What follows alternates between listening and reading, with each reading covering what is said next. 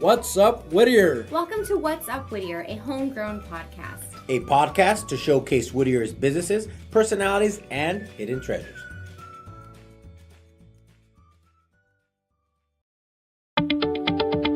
Hey guys, producer Christine here from What's Up Whittier, and I'm here with Daniel Gomez from the Whittier Uptown Association to talk about Whittier's first Vegan Fest. So, hey Daniel, how you doing? Welcome to the podcast. Thank you for having me. So yeah, let's get a little bit more information about the Vegan Fest. Why are you guys doing a Vegan Fest? This is the first time ever. I think it was a great opportunity. People have been asking about it, and a couple more restaurants in Uptown Whittier are actually going to open up vegan restaurant. We have other restaurants in South Whittier as well, and I think it was just a great idea. You have a lot of followers that are saying, "Hey, do you guys have any vegan options?" And I said, you know what? I think there's enough people, there's enough community here for support for the vegan lifestyle. And I know you might think vegan, it's not about that. It's about enjoying good food with great people. And they're very welcoming to say, hey, you know what? Like, we understand you're not vegan, but here, try this.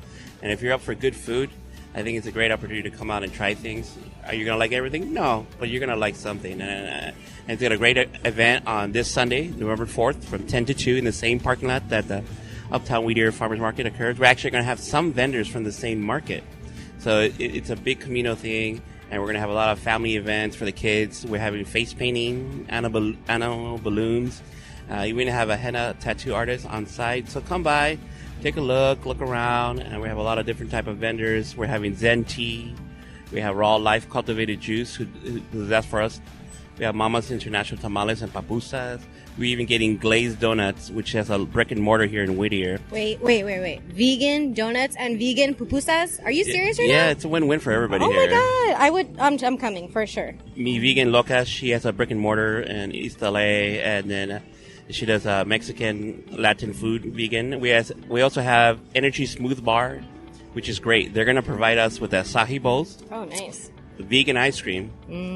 And they're doing also smoothies.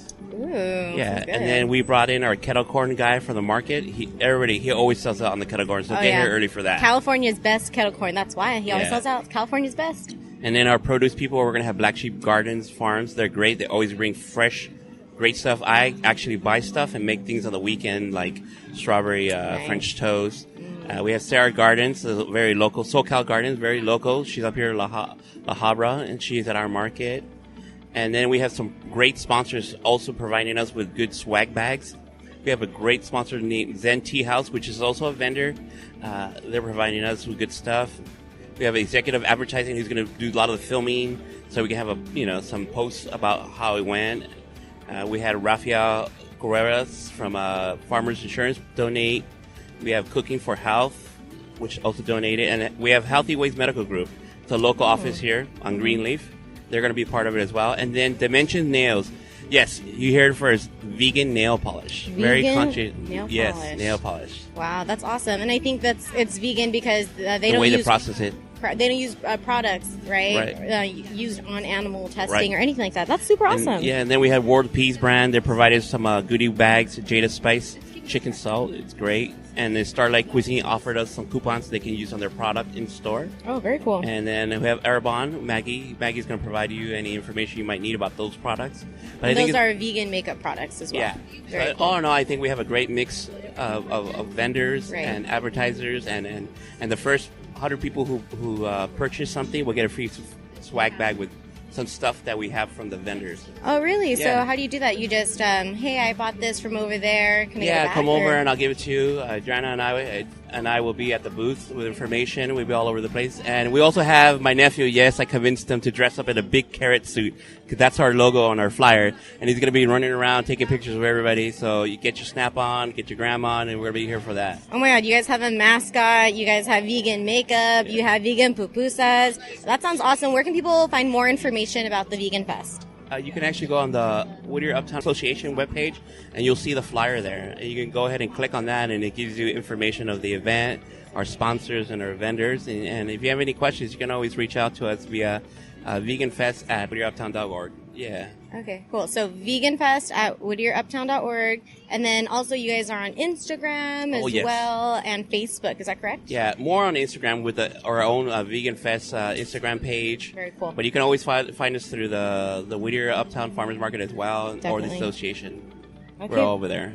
Awesome. Well, Daniel, it was great getting to chat with you. I look forward to walking around the farmers market right now, which you can come to every Friday from 8 a.m. to 1 p.m. on the corner of Philadelphia and Bright. Thank you. Yes, thank you very much for your support. Okay, thanks, Daniel.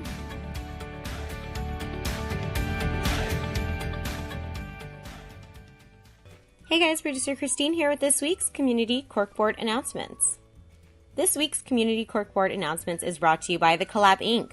Come to the Collab Inc. where you can co-work with your community and collaborate. You can find more information at thecollabinc.com. Check out all of their social media at the_collab_inc on Instagram and at the Collab Inc. on Facebook. So again, if you want any more information, please reach out to the social media and you're able to get a free tour of the space. So we are very grateful for the collab and we hope you'll enjoy it too. Check it out, thecollabinc.com. Our next Community Corkboard sponsor is Zen's Tea House. Go to zenstea.com where you can learn more about the teas available from Zen's Tea House. You can go to visit Zen's Tea House every Friday at the farmers market from 8 a.m. to 1 p.m. So what I like to do is I like to go to zenstea.com and I just like to look at the different teas, right? So right now I found the organic Dream of Flowers tea. Looks like it's about $1.50, which that's a deal. So it says here that the origin is from Egypt, France, India. Nighttime tea, rejuvenating and restful sleep, and a stomach soothing agent.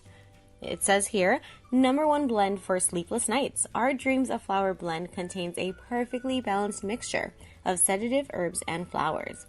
This mix of Egyptian honey chamomile, rose petals, French lavender, and tulsi give every cup a sweet and spiced floral aroma and flavor. The ingredients are organic lavender, organic chamomile, organic rose petals, and organic tulsi, aka holy basil.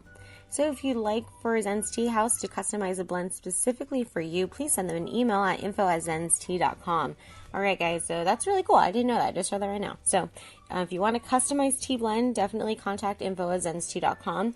If you'd like more information, I'm sure you can visit their website, zenstea.com, or visit them every Friday at the Uptown Farmers Market from 8 a.m. to 1 p.m. Now back to the announcements. Alright, so now we've conquered Halloween, we've finished, voting. What's coming up next? Oh yeah, there's Thanksgiving, so that's awesome. And I do know about some upcoming Thanksgiving drives, so once I get those dates, I'll put them on the podcast, and you guys will be able to contribute and help support these families in Whittier in need. But for now, I have Social Media Sunday. So do you guys know what Social Media Sunday is? If not, definitely give their account a follow. It was created by Jenny and Pedro Villa from We Are Whittier. Give them a follow at We Are Whittier and follow their account at Whittier SMS. So there will be a Social Media Sunday marketplace. So all these accounts that you see on Instagram that don't have brick and mortars, well, you'll be able to meet them in real life on Sunday, November 25th from 10 a.m. to 4 p.m. at Gon's Decorations, 12031 Philadelphia Street. So again, if you want, I do believe that all of their booths are sold out. What's Up Whittier will be there. We are so grateful to be able to have an opportunity to have the booth there. Thank you so much, Pedro and Jenny. If you want more information, just send them a DM. They're really awesome. We were recording an episode with Pedro and Jenny, and, they're answering all the messages. So they're really dedicated, and they really want to support you guys if you have a small business or anything like that. So we hope to see you there at Social Media Marketplace, and we hope you guys will become more active with your Instagrams and stuff, right? Very cool. After Thanksgiving, what comes next? Well, let's start the holiday season. Why not? Join the Whittier Uptown Association as they put on their Uptown Whittier Holiday Sonata. So this time it's going to be on 2 nights. It's going to be Friday, November 30th and Saturday, December 1st at 6 p.m. The reason why it's going to be on 2 nights is so you have an opportunity to see Santa on 2 nights. Last year, there were so many people that some people didn't get to see Santa, which is really unfortunate, or they didn't get to ride in the horse-drawn carriage, or they didn't get to go on the Starline City tour bus. Well, this year you'll be able to experience that 2 nights in a row. There will be a vendor market on the grassy lot Saturday, December 1st. Again, this will be in Uptown Whittier, so you can park in the parking structure wherever, as long as you hit the main drag on Greenleaf between Philadelphia and Bailey. That's where actually all of Uptown, now that I think about it, because it goes all the way to Hadley. The Santa's Village is going to be by Sage. And then there's the Marketplace, which is in the grassy lot. And then there are 3 or 4 different stations, I believe, where the horses will pick you up. So it'll be a really great time. Get out there for the holiday sonata. And if you have not had enough Christmas by that time, on Saturday, December 8th, join the Uptown Whittier Association for the Christmas parade. I love the Christmas parade. It's one of my favorite events of the entire year. And What's Up Whittier is actually going to be doing something special for the Christmas parade. So stay tuned, and hopefully we'll see you out there Saturday, December 8th at 10 a.m. in Uptown Whittier. All right, party people, looks like that's all I have this week for your community corkboard announcements. Your community corkboard announcements, again, were provided to you by The Collab Inc. Visit them at the_collab_inc and go to thecollabinc.com. We also have Zen's Tea House. Visit them at zenstea.com and check out all of their social media at Zen's Tea House.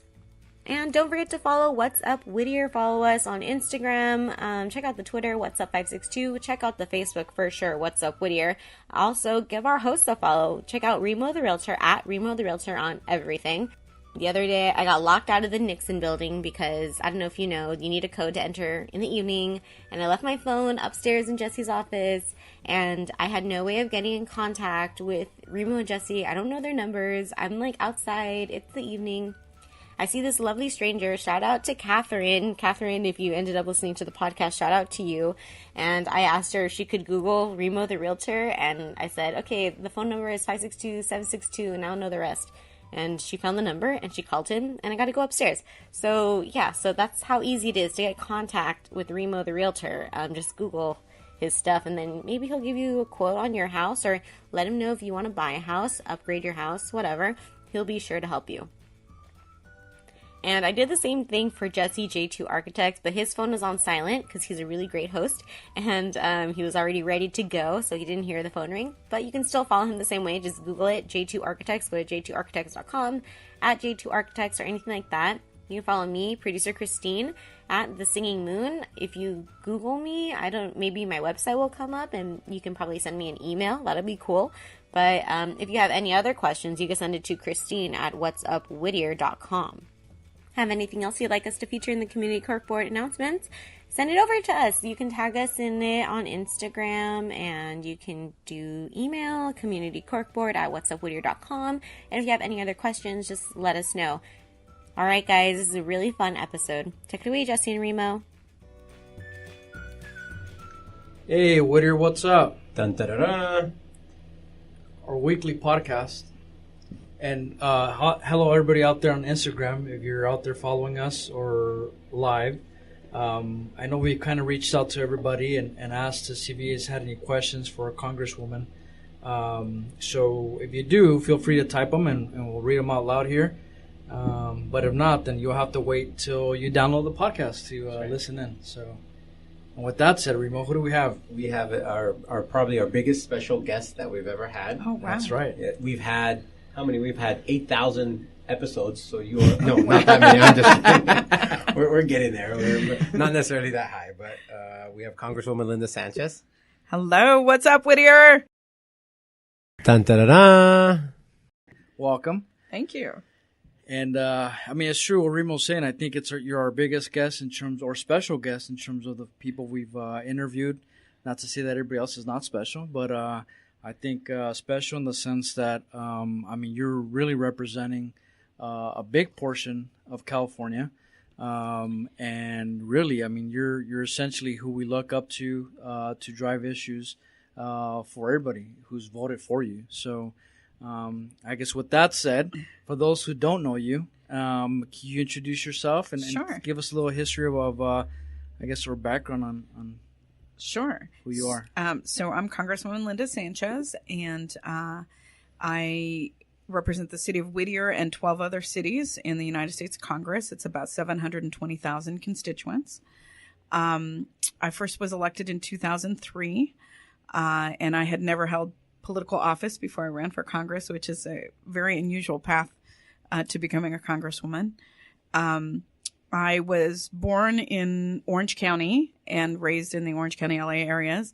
Come from a family of 7 children. Both of my parents are immigrants from Mexico. And my father, who I lost in August, sadly, very tough for me, but he is the only father in United States history that could brag that he had not 1 but 2 daughters serve in the United States Congress. So, when I hear our president say that immigrants are murderers and rapists and drug traffickers, I think of my father, and it's personal for me because, as a, industrial mechanic, he raised 7 children who all went to college and again sent 2 daughters to the United States Congress. So, that kind of anti-immigrant rhetoric really is really personal to me and really hits home for me.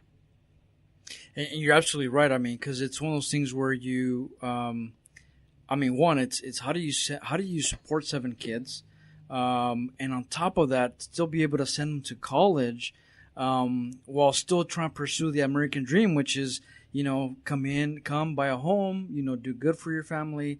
I mean, that's a big responsibility. I'm kind of in the same boat as you are. My parents are immigrants, and I look at their lives and I look at compared to my life. I have 2 little ones, and I'm like, how did you guys juggle all that stuff? Yeah. But it's that will to be able to succeed and I tell people they don't call it an immigrant work ethic for nothing. I mean, they worked hard and they sacrificed. I mean, my dad worked 16-hour days sometimes.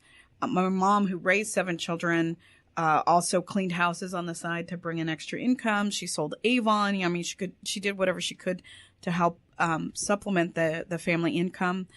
When my younger brother, the youngest of the 7, was old enough to start kindergarten, she went back to night school and became a teacher. Wow.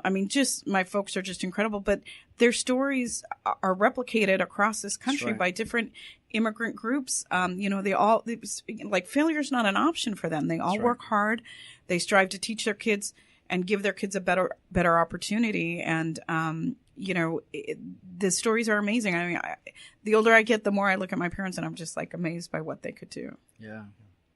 Yeah, I'm the same way and share. I mean, my parents immigrated from Egypt back in late 80s, and what they endured to bring us here and cross the country line and all that stuff is just, you look at it and you're like, they sacrificed so much, left a career, left family in order for us to pursue. And so I think as an immigrant, we have an advantage because that work ethic, if when you see it firsthand, it is one of those things that good luck to the competition, because if you have opportunities kind of handed to you, you don't realize the value of what it is that you... And you don't appreciate them, I think, as much. Right. Yeah, it's a complete different mindset, which again is very valuable. And it's obviously also depends on the person too, on how much they actually want to take that even further. Here we are at Zen's Tea House. Let me show you what we got. We have organics, we have tea tasting, we have manufacturing. But the truth is, it's our naturopathic doctors, our homeopathic doctors, and team of herbal specialists that are really behind the Zen's Tea House movement. If you'd like to learn more about what Zen's Tea House is really about, take a look at the website, www.zenstea.com.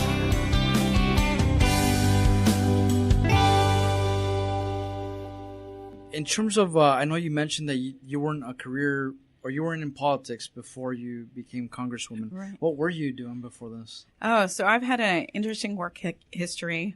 I started out to be a bilingual teacher like my mother. Nice. It was a profession that you needed, bilingual teachers desperately. So when I went to college, I initially thought I was going to be a bilingual teacher. So I worked in school districts and I taught.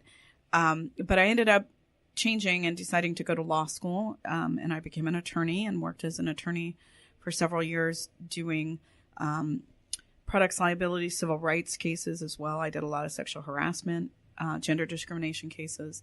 And then I went to work for my sister's campaign. When she ran for Congress, I ran her field campaign. And on that campaign, I met some really outstanding folks and later transitioned to working for the labor movement. So I worked for the International Brotherhood of Electrical Workers, the Electricians Union, and then I got elected to run the Orange County Central Labor Council which is the umbrella organization, the AFL-CIO organization for all the unions in the county. And then from there was when I, decided to run for Congress, and I ran. Was there a turning point that you said, you know what, today's the day that I run? So I jokingly tell people that I forgot to take my meds one day, and it seemed like a really good idea. The application was there. You walked by a booth and said, let me fill this thing out. But I'm just being facetious. No. So it's a long story. I'm going to try to condense it. But in 2000, they did the census. Every 10 years, they try to count the number of people living in the United States. And then in 2001, they redrew the districts, the congressional districts. And because California's population grew, they added a new congressional district, and that was the district that I lived in. But I was very happy with my job in the labor movement. And so I started to hear about these candidates that were running to be my representative in Congress. And I would go out to community events and see them and hear them speak. And I was a little bit underwhelmed, to be honest. Yeah. And I kind of complained to my husband at the time. I said, I'm not really crazy about any of these candidates, and they're going to be my representative in Washington, and I want them fighting for the things that our community needs. I want, advocates that are going to be passionate and hardworking. And I think one day I complained one too many times to my husband, and he looked at me and he said, well, instead of complaining about it, Linda, why don't you do something about it? And I think what he meant was, why don't you recruit somebody to run? Yeah. But the light bulb went off, and I'm like, I have this wonderful idea. I'm going to run for Congress. So, again, I'd never held public office, and I just decided to run. But I outworked my opponents, and I won my Democratic primary, which was like a 5-way Democratic primary. And then I won my general election, and that's the story. The rest is history. Wow. So do you look back and having discussions over dinner with your sister? Is it a thank you for getting me involved, or is it more of a like? Get me into? Well, it's interesting because starting in high school, I volunteered on political campaigns, so I was always helping candidates that I thought were good, and I continued that in college and in law school. But I never myself thought I would ever run for office, just because when I was a child. And you're not going to believe this, but I was so shy. I was like painfully shy. People didn't even think I spoke English because that's how little I spoke. Mm-hmm. They would like talk to me and I would like nod my head, yes or no. And so people didn't think I spoke English. So I'm still like in the very center of my soul. I'm still that shy girl sometimes. Yeah. So, talking to big groups of people and being on TV, that was nothing I ever thought I would do. And, now that I'm a member of Congress, I have to do that. And I actually enjoy talking to, I was just at Whittier College talking to groups of students there, which is great to talk to young people about the importance of democracy and voting and participating. I still don't really love the TV part of it. Mm-hmm. I do it because I need to, but it's not like my thing to be on TV. So, but I love my job. I love getting up every day and thinking that what I do today can help improve the quality of life for the people that live in my community. So what does a typical day in your life consist of? So to try to describe like a typical day for a member is really hard because every day is different. Yeah, I was to see what. Yeah. So when we're in session in Washington, D.C., in legislative session, there's sort of a routine, but it would be something like, I have a meeting in the morning, a caucus meeting with the members of the Democratic caucus. Then I might have a hearing in my committee, or that's where we bring witnesses in to testify about a particular issue and what they think might solve it. Or we might have a markup, which is that, there's a bill that we're considering and we might want to make changes to it. So we discuss and debate, the bill. But while any of those things are happening, the bells can ring, much like high school. And when the bells ring, it tells you have 15 minutes to get across the street to the Capitol to vote on bills that are on the floor. So you could be in the middle of something, the bells ring, and you have to stop, walk across the street and vote. Wow. And there's meeting with, constituents that come to your office that want to talk to you about issues. So sometimes I have meetings in my office. Sometimes I have larger meetings with, say, the Hispanic Caucus meets to discuss issues that impact, in particular, the Latino community. So, all day long, you're just running from building to building, trying to do, your meetings or your markups. And sometimes we vote until 3 or 4 o'clock in the morning, which can be an all-night thing. It's really unpredictable, and it's really a little crazy. But that's what legislative session is like. When we're not in legislative session, I try to get back to the district, and I work out of my district office.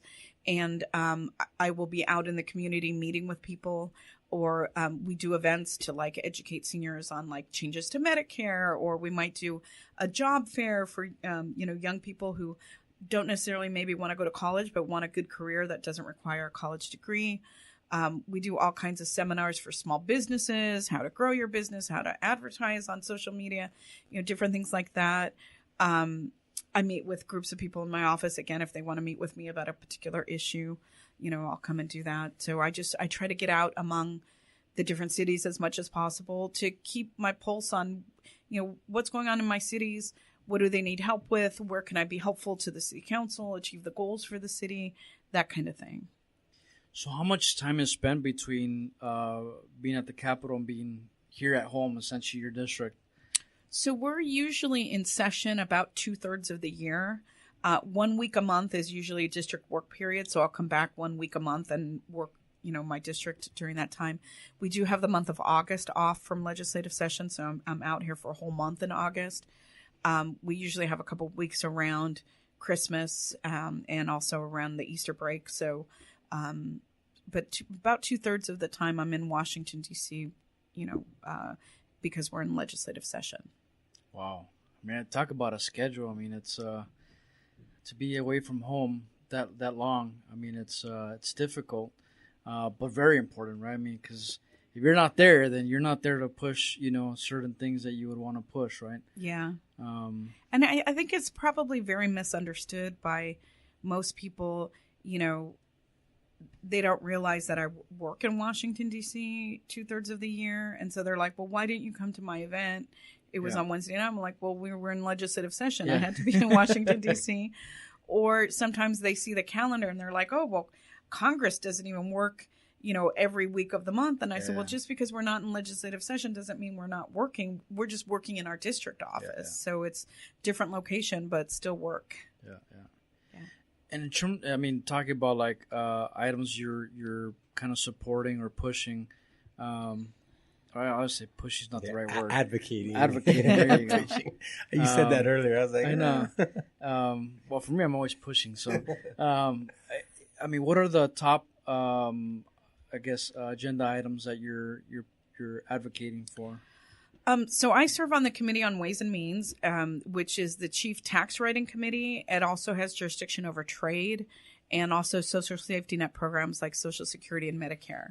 So right now we are trying to advocate to strengthen Social Security and Medicare because the Republican majority wants to cut benefits. And chiefly they want to do that because they passed a tax bill, which I did not support, last December, that created a $1.9 trillion deficit. And most of the benefit of that tax cut went to the largest multinational corporations and the wealthiest 1% in this country. They said it was a middle-class tax cut. And while middle-class families saw very, very modest cuts, they might have gotten $20 or $40 more a month on their paycheck. The bulk of the benefits went to the people who need it the least. And Correct. it blew this hole in our budget. We have this big deficit. So now they're saying, oh, we've got deficits. We've got to cut Social Security and Medicare benefits in order to pay for it. Yeah. So that means they're giving money to the wealthiest and they're making the middle class pay for it by reduced benefits. And those are earned benefits. Those are benefits that people pay into over their lifetime. Yeah. They've worked for them and they should be there for them when they retire or when they no longer can work.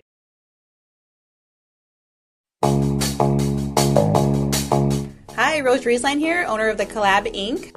We are located in the heart of Uptown, 6709 Greenleaf Avenue. We're a collaborative co-working space, the first one here in Whittier. We have undedicated workspace, private cubicles, conference room, and private offices coming soon. We also will be hosting networking events and business development workshops. So we're super excited to have our professionals and entrepreneurs come in here and co-work. The_collab_Inc. for Instagram. And then on Facebook, we are the Collab Inc. You can find out what we're all about and see our schedule of events at thecollabinc.com. You can also learn about our membership prices, fee structures, daily rates, and event space rates. We are a 2-minute walk from our parking structure on Bright Avenue. Come sit with us.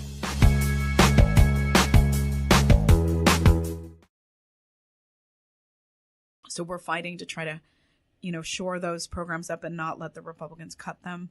Obviously, we were embroiled in the tax bill. The tax bill hurts California families for a lot of different reasons.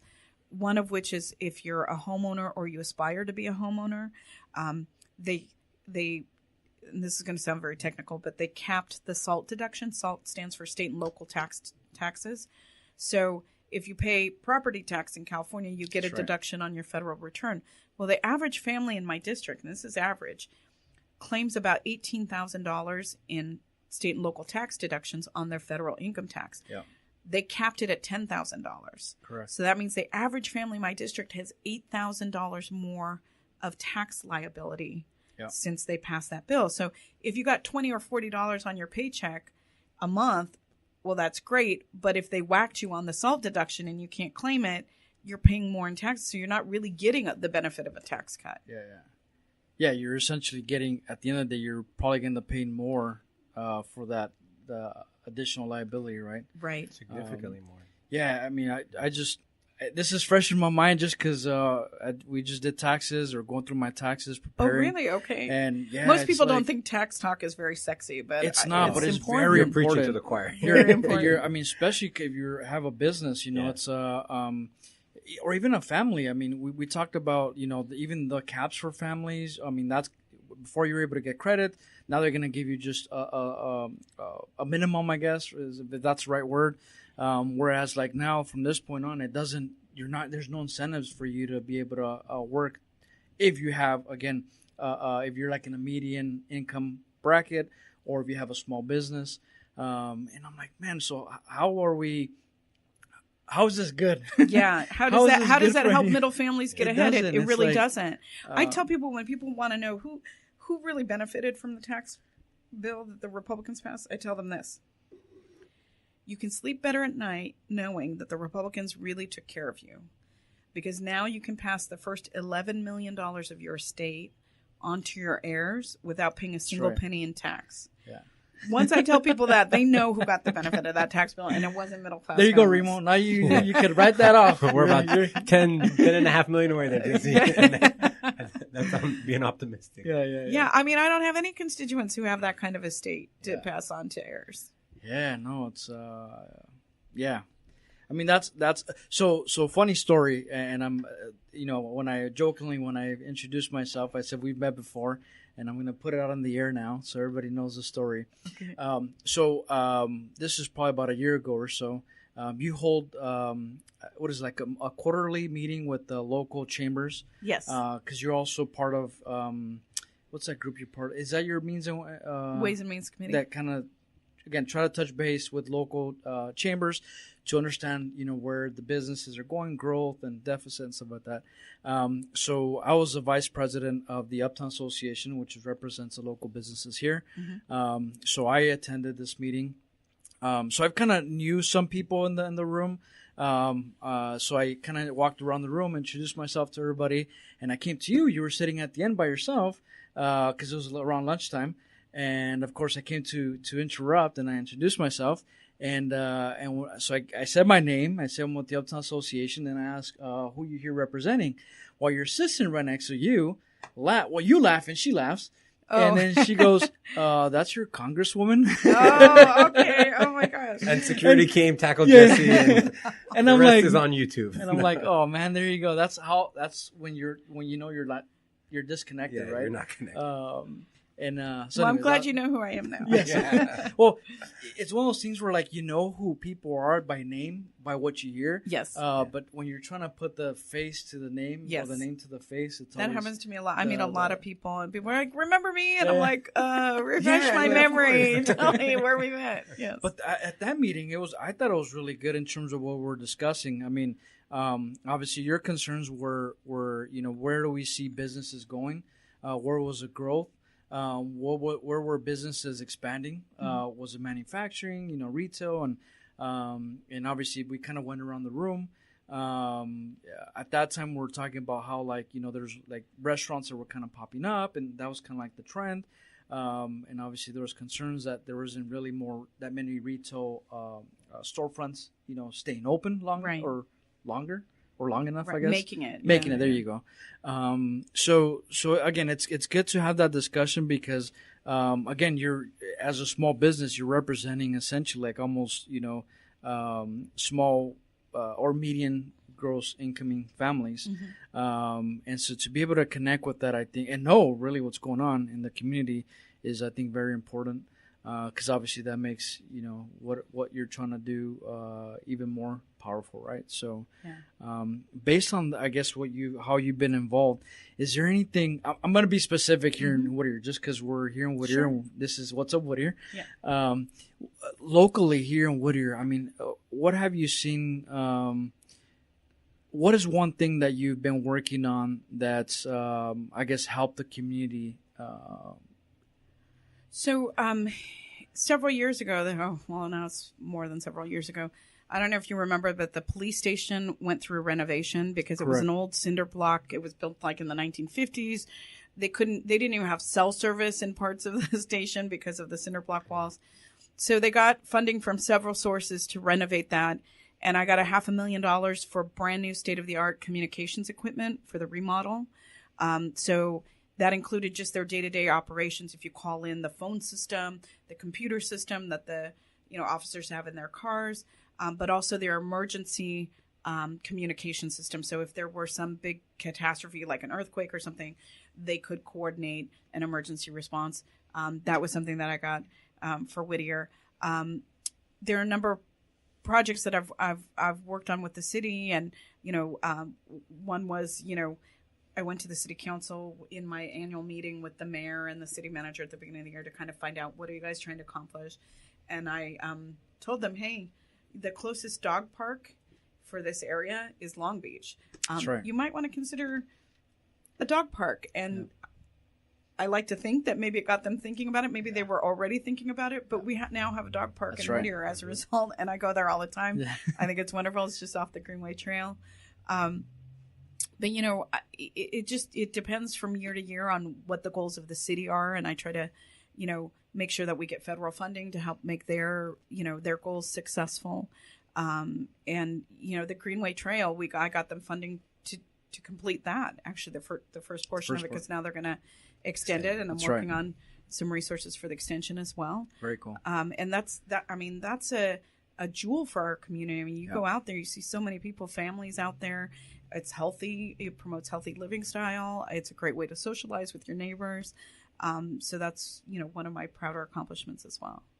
Very nice. Now, in terms of other I don't want to say issues. What is the right word? See, you can tell I'm not in politics. It's issues, concerns, challenges, concerns. What are the concerns you hear from the community that you aren't focusing on yet right now? That's one. And then the other one, what are the issues that you are focusing on? Sure. So one of the issues that seems to come up with all the cities that I represent, that their residents talk a lot about, is the increase in homelessness. I mean, there's just about every city has a homeless population. Yep. And each city has limited resources to deal with that. And so I've tried to convene on a regional basis all the cities to try to find a solution where, like, maybe if everybody kicks in a little bit of funding, we can have like a shelter, for long-term chronic homeless, but also for transitioning people that, need a little bit of help to get back on their feet, but then can transition out. Yeah. And so, we worked early on convening the cities in the area to come up with a regional strategy instead of each city trying to figure out how are we going to do this. And that kind of took off. So much so, but it's more of a county thing that Supervisor Hahn has sort of taken it under her wing. And so now I'm not working on that because she's convening those meetings, and we kind of handed it off to her office because she asked if she could be involved with that. And we said, well, this makes more sense because it's more of a county issue, and there's county funding to help the homeless, whereas at the federal level, there's very little funding, and federal levels are not so localized. Correct. So that's one issue, I guess, that I'm, we still participate in those meetings, but we're not spearheading it. The issues that I work on, I've got several pieces of legislation that I have been working on for a long time. One is an anti-bullying bill that would apply to every school district in the nation, because right now some school districts have really good anti-bullying curriculum and codes of conduct that prohibit bullying, but many school districts don't. And so it would provide like a uniform, like every school that receives federal funding would have to have in their code of conduct that they won't tolerate bullying, but they would also be required to report to the Department of Education the numbers of incidences of bullying on their campus, because bullying has a lot of very negative effects on students. It leads to absenteeism.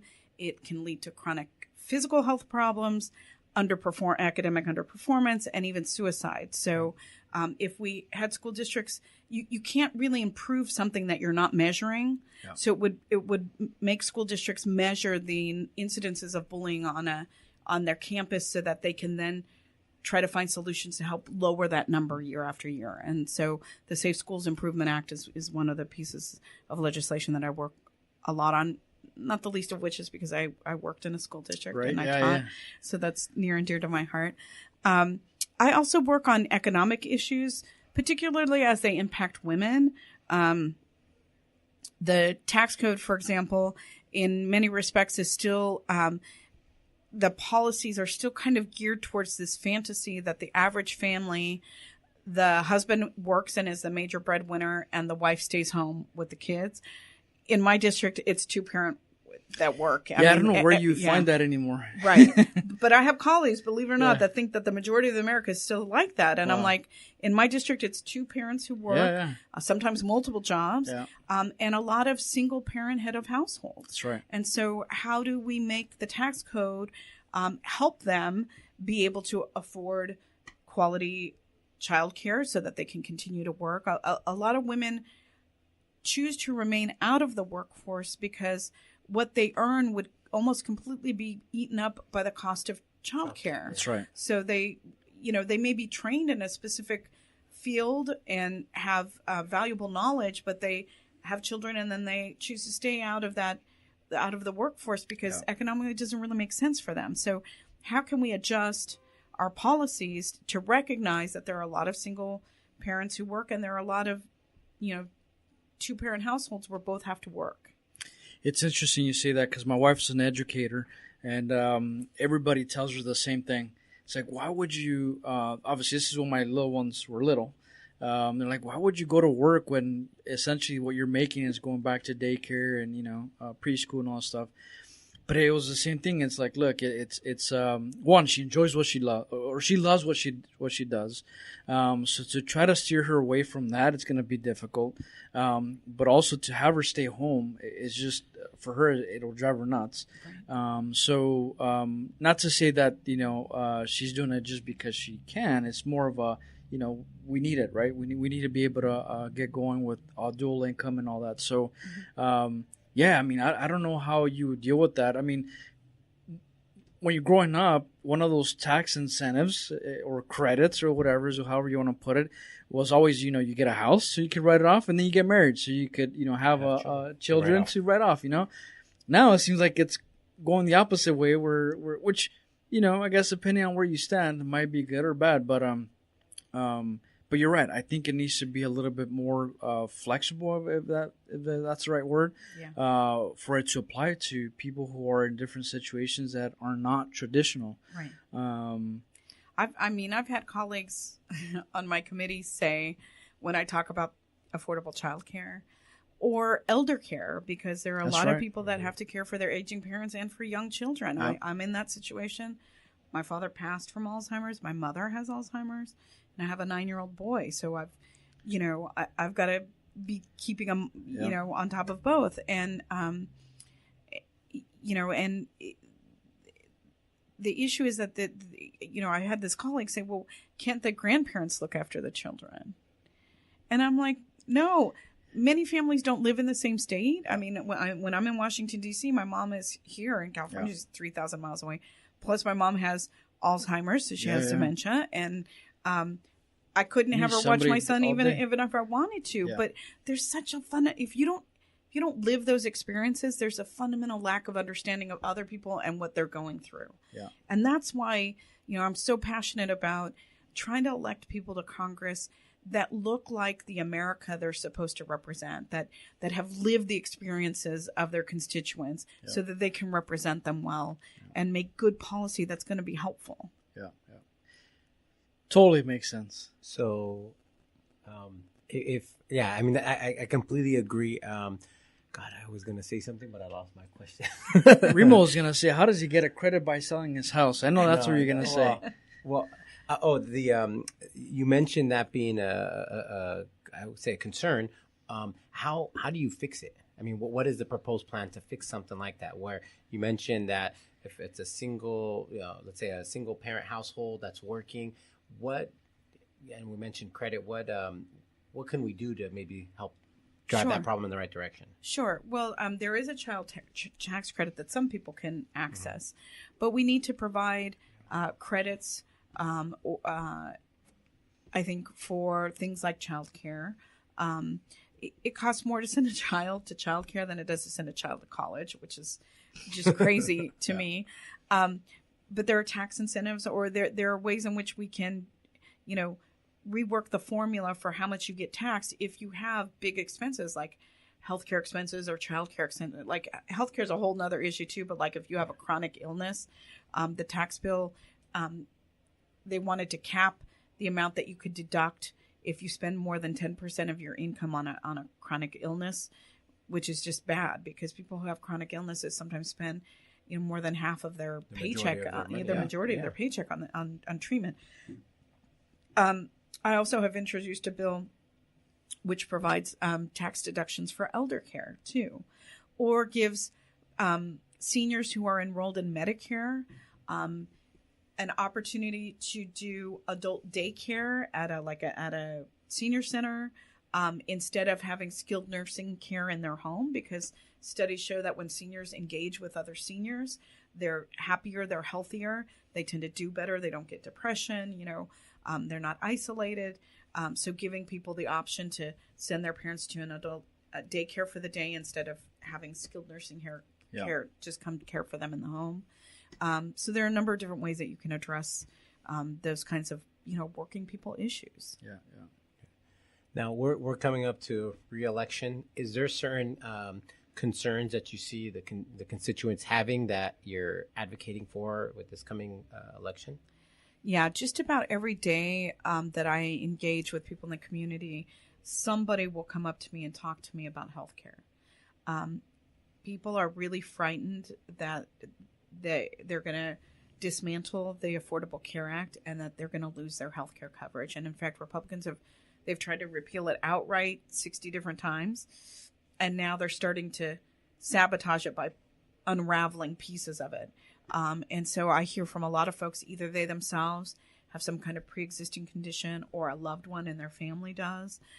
So I hear that on almost a daily basis, people who are very concerned that their healthcare insurance is going to go away and want to know, if we can do anything about it. Can we strengthen the Affordable Care Act, the ACA, so that, they're not left without insurance? And so a lot of people come and I have to say probably the most frequently mentioned issue for my constituents is healthcare. I mean, I'll give you my own personal example. My father is 78 and a half and is still working because of healthcare. Part of it is he can really retire and then still kind of make it. But his fear is, with my mom as well, is I'm working because the county is covering my insurance. And insurance costs are so high that he doesn't make that much. But with him having the insurance covered, that's huge. As soon as he leaves, he'll depend on Medicare and other, and you don't know what the direction is for those.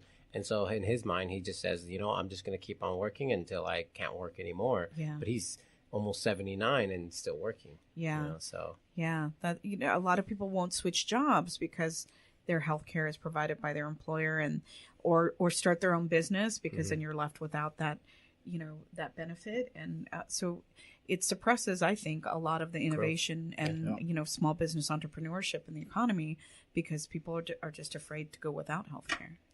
Yeah. That's a big one. I mean, it's always a big topic. I guess just to kind of try to get closer to wrapping this up, I know you have a previous engagement that you got to get to. We had some questions on Instagram that we'd like to ask and see if you could answer these. The first one was, when will you get legislation passed that helps with housing? Yeah, so there are a number of federal programs that do help with housing. Section 8 housing is one of them, although the waiting lists are long for that. We also, I talked about the tax bill that the Republicans passed last year. They wanted to eliminate the low-income housing credit, which is an incentive for people to build low-income housing. And we weren't able to block it on the House side, but the Senate was. And in the final bill, they kept that credit in. So I was, leading the charge in our committee to try to preserve that tax credit because, again, it helps incentivize people to build affordable housing.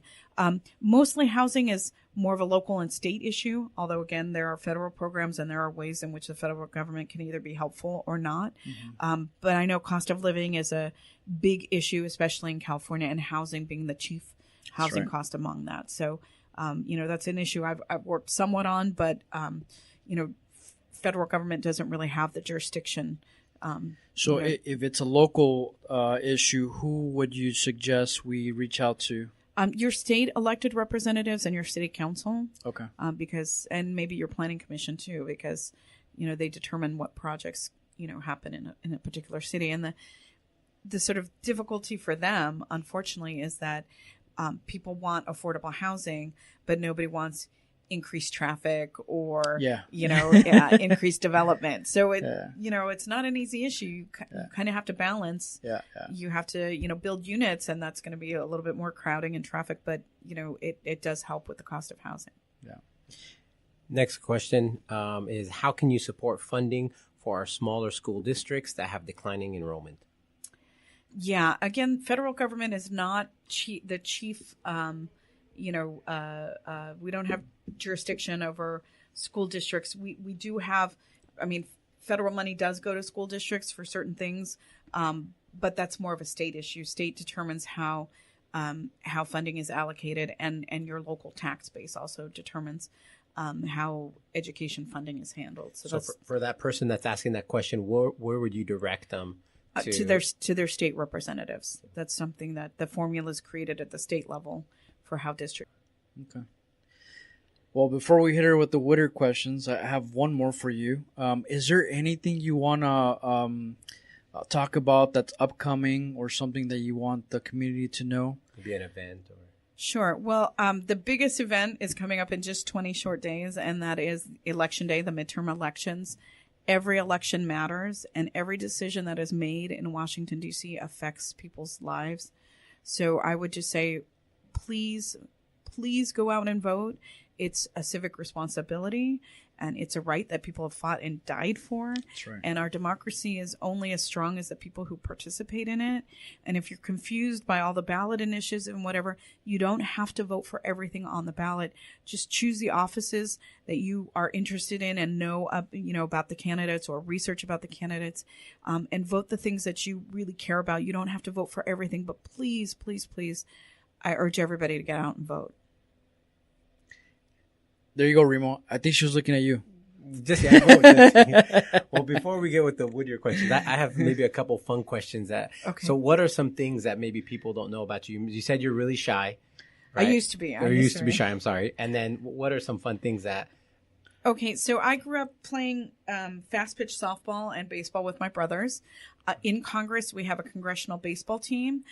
For 15 years, I was the only woman that played on the team, really? And I'm one of the more consistent hitters on the team. Nice. Last year, we got our second woman, who is also from the LA area, Nanette Barragon. But we play in Nat Stadium, a charity game. It's the Democrats versus Republicans. Nice. All of the proceeds from the ticket sales, we donate to the Boys and Girls Club of D.C., the Literacy Council of D.C., and the Fallen Officers Program for the Capitol Police. So it's a fun thing that we do, and I'm proud to be a Dodger fan and representing LA County in the congressional baseball game. So you're the ringer for the team, huh? Yeah. So if we need a softball, I know. We'll call you. We'll give you a call. That's kind of a fun fact about me. I have 2 mini schnauzers. One is named Brooklyn for the Brooklyn Dodgers, and the other is named Scully for Vince Scully. Very cool. Yeah. Oh, this is a fun fact. I now live in Whittier. I used to live in Lakewood, and I live in the home that No Mark Garcia Parra grew up in. No way. Yes, I do. Did he leave anything behind? No. Like, is there anything? Attic, the Yeah. Are you sure? No, but he was very kind. He signed photographs for my sons when we closed on the house. Oh, very nice. Yeah. Was that the reason why? No, I loved the house before I even knew who owned it. And then that just was that icing sealed on the it. cake. Yeah. Absolutely. Oh, very cool. Well, with that said, I mean, The now toughest you're real. questions? I think they're gonna be easy. I mean, she just lives. Yeah, she lives down the street. I mean, Okay. come Well, on. these are typically the toughest questions for most of the local business owners because they want to make sure they're politically correct. So, if you are venturing off and getting a quick bite to eat, or I don't know, a drink somewhere, which are some of your favorite spots to go to? Okay, so I tend to be a creature of habit, although I do love to try new things when I know about them. But one of my go-tos is Off the Hook on Hadley, and also the Coop, which I love them both. Pretty healthy, fresh stuff. I love La Colonia for soup, obviously. Fideo? Yeah, they're Fideo. Ray's Little Kitchen, when I'm walking the Greenway Trail, I'll stop in and have breakfast and not feel bad about getting the French toast bites because I'm doing my exercise. Yeah. I've earned it. It's legit, trail. I've also tried, it's sort of on the east end of town, toast for breakfast, but that tends to get crowded. So, it's a little bit of a hike for me. I was just at Alondra Hot Wings is opening in Whittier by Jack's. Yeah. And I used to drive all the way to Montebello to go to the Alondra Hot Wings there, but now there's going to be one here in Whittier, which I'm very excited about. I'm a big fan of Popeye's chicken, and they put in a Popeye. That's right. So if I'm like looking for fast food that's unhealthy, I'll swing in to Popeyes. But those are some of my spots. Yeah, you know all the spots. That's that's pretty impressive. Because I thought you were gonna say something real generic, but you nailed some of the really good spots. I mean, those are just some of my favorite go-tos. Yeah. Well, if there's something missing that you want, I mean, what's missing in Whittier? What is missing in Whittier? Have you guys ever had Tierra Mia coffee? Yes. Mm-hmm. Oh my God. If they had a Tierra Mia in Whittier, I would be bankrupt because I would go like 3 times a day. I drive down to they open one in Montebello. It's just down Beverly. So I drive down to Montebello to get my coffee. But if they had a Tierra Mia in Whittier, life would be heaven. Nice. Is there anything else that you think that's missing in Whittier? I mean, like something that you think should get incorporated other than like a business or not business, but like a restaurant or a service product, something. Is there something that you're like when you come back, you're like, man, I wish they had it closer to home? Well, I kind of would like there to be a little more nightlife in Whittier. There's not a lot of like clubs where you can go dance. Not that I'm young enough to go out clubbing every weekend. You still want to get out, right? But every now and again it'd be nice. You know, a nice club that you could go to. So that's a message to the city and council members. If you guys are listening, you heard it right from the top. Yeah. Now that we've got the dog park, that's kind of checked off the list. I really love that dog park too. They did a great job with it. Yeah. No, definitely. And your last question? The last question is, I know you say you didn't grow up here, but if there's something that you growing up you've missed or heard about here in Whittier, what would that be? So I always heard growing up, because I had cousins that lived in Pico Rivera just down Beverly, cruise night that they used to have here. Although I heard the traffic was terrible, but that it was a lot of fun for young it's on the people weekend, to do cruise night. But I love, when they do the classic car show here, that I really love. And I used to bring my dad because the old cars, harken back to a time when he was young, and he would tell me stories about his youth and stuff. So. Yeah, no, definitely. It's one of those things where you could walk down memory lane just by looking at cars, So, no, fun times. Well, with that said, again, is there any? I guess if people want to reach out to you, whether it's questions or kind of discuss certain topics, how can they get a hold of you? Sure, they can visit my website, which is LTS at I'm sorry, it's Linda. It's Linda Sanchez at mail.house.gov. They can also call our office, which is located in Norwalk, which is central to the district. That number is 562-860-5050. They can either call, write, come in person, email, let us know if they have a question or a problem about any federal agency. So VA benefit, anything about VA benefits, Social Security, Medicare, immigration, the Postal Service, if people need expedited visas, if they're going to be traveling out of the country, all of that, those are issues that my office can help with. Very cool. And for something like that, would you need an appointment, or what's the process of being able to? Well, you can call into the office and talk to a caseworker, and then they will tell you what the next step is. Sometimes it will require somebody to come into the office, or we also send caseworkers out to the different cities. Like I know once a month they go to like the Pico Rivera Senior Center, and once a month I'm not sure if it's at City Hall here, but they have different days where they come out to the different cities, so that if you have trouble getting to Norwalk, it's much closer for you to come down and talk to a caseworker. Very cool. Well, with that said, thank you again for coming on. I'd love to have a discussion again next time you have some time, and just talk about a little bit less politics and maybe more Whittier. Sure. Once you win your campaign, you can come back and there you go. Because I think that's very important for any candidate or anybody who's holding office, is that it's good. I mean, again, politics is a serious note, right? But I know we're all human. Yeah. We all have some human connection. Yeah. I mean, it's just to get to know you a little bit better. I think anybody really, it's always awesome. So again, thank you again. All right, thanks for inviting me. Thank you so much. We'll see you soon, Whittier. Bye, Whittier.